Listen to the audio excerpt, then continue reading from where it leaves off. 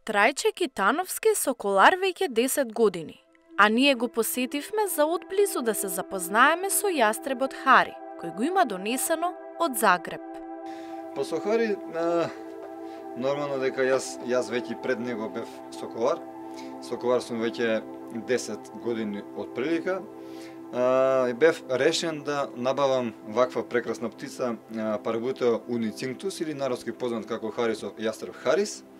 И нормално дека се распрашував, ние соколарите се познаваме ширум светот, се распрашував каде би било, од каде би било најдобро да се набави една ваква птица и така дојдов во контакт до Загреб и од таму го набавив Хари од најдобрата одгледувачница за вакви птици Харисон од Загреб.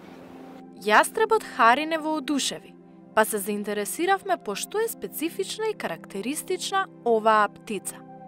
Овој вид на птици, овој вид на јастреби, карактеристично за нив е секако дека е тоа што, например, ова е пустински јастреб и гнезда прават во пустината на кактуси.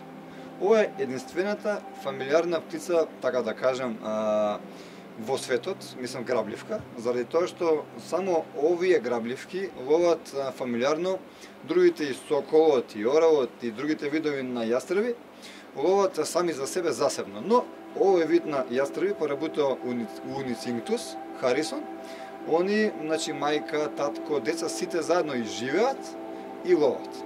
И заради тоа се најуспешни во ловот. Заради тоа што ловат, како што кажав, 4-5 единки заедно.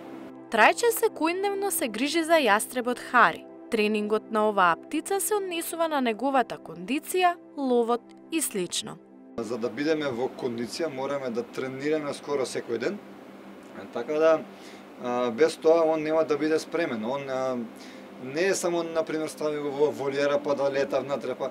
Значи Хари треба да лета скоро секој ден, значи најмалце 4 пати во неделата он мора да лета. Значи тренираме разноразни тренинзи за кондиција, например, за лов и така натака. Заради тоа што сепак сите знаеме дека првичната функција на јастребот како птица грабливка е тоа да лови. Бидејќи он мора да лови за да опстане, он мора нормално дека тоа зависи од соколарот, колку е он добар, колку е брз и нормално дека летаме секојдневно токму за да ја одржиме неговата кондиција. Грижата за Хари на Трајче му одзема најмалку 5 часа дневно, но неговото семејство исто така му помага и се грижи за него. Па така Хари веќе е дел од нив и секојдневната интеракција со него придонесува за нивната приврзаност. Покрај летањето ние сме со него цело време, он е многу приврзан за нас. Така да, како што спомнав, ова може да се спомне дека е на некој начин и социјална птица, иако сите знаеме дека соколарството нема никаква врска со социјализација, но овој вид е посебен. Значи, еве, како што може да се примети, во волјерата има место каде што он треба да се бања. Он го прави често тоа откако ќе се најаде и нормално да ја одржува неговата кондиција кога не сме во можност да го летаме. Од ставак на ставак тоа е неговиот лет. Така да, како што спомнав, например сега доколку врне, доколку има магла, доколку има например снег, он е во неможност да лета и ние сме сепак он не треба да е цело време сам. Ние сме со него, поминуваме едно 5 сати дневно најмалце.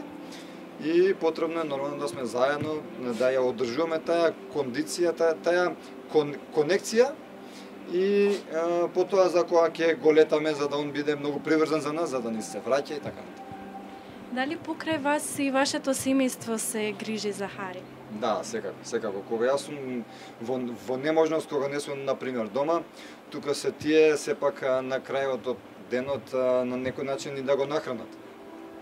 Дали може да се каже дека Хари е и член од вашето семејство? И повеќе од тоа, да, секако. Хари, секогаш умеам да спомнам дека јас и Хари сме едно те исто, така да и сите буквални кога ќе ме видат, знаат да ми дадат на некој начин комплименти, ја го сваќам тоа така дека и физички сме си наликувале со Хари. Така да, и повеќе од тоа, повеќе од член.